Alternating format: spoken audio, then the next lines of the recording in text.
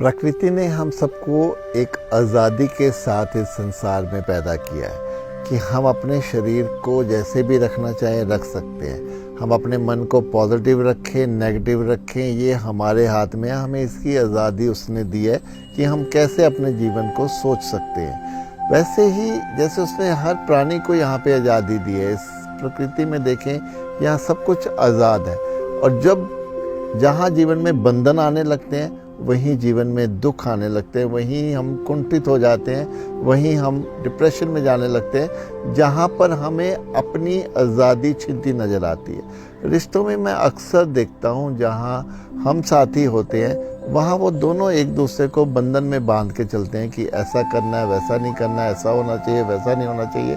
जहाँ एक दूसरे को बांध के चलता है फिर दूसरा भी उसको बांध के चलता है, और जहाँ ये बंधन होता है वहाँ रिश्तों में कड़वाहट आती है, रिश्तों में घुटन आती है, उन रिश्तों में दम घुटता है। इसीलिए मेरा मानना है कि अध्यात्म भी यही कहता है कि अपनी आज़ादी को अपने हाथ में रखना चाहिए और किसी की आज़ादी को नहीं छीनना चाहिए, क्योंकि जितना आज़ाद होकर हम जीते हैं उतना ही हम जीवन का मज़ा भी लेते हैं। जहाँ हमारे विचारों की आज़ादी है, हमारी भावनाओं की आज़ादी है, जहाँ हमारे ही विकार, हमारी ही बुरी आदतों में हम अपने आप को बांध लेते हैं, फिर वही बंधन हमें भीतर से तंग करता है। हम छटपटाते हैं अपनी ही बुरी आदतों से बाहर आने के लिए, लेकिन नहीं आ पाते।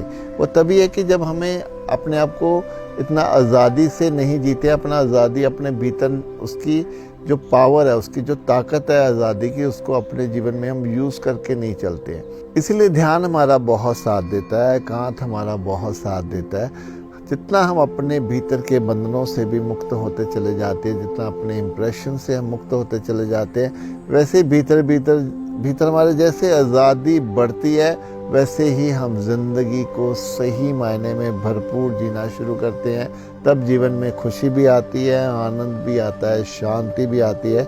इसलिए इस आज़ादी के मायने को समझें, खुद भी आज़ाद रहें और अपनी आज़ादी में ना किसी का खलल पड़ने दें, ना किसी की आज़ादी में अपना खलल डालें।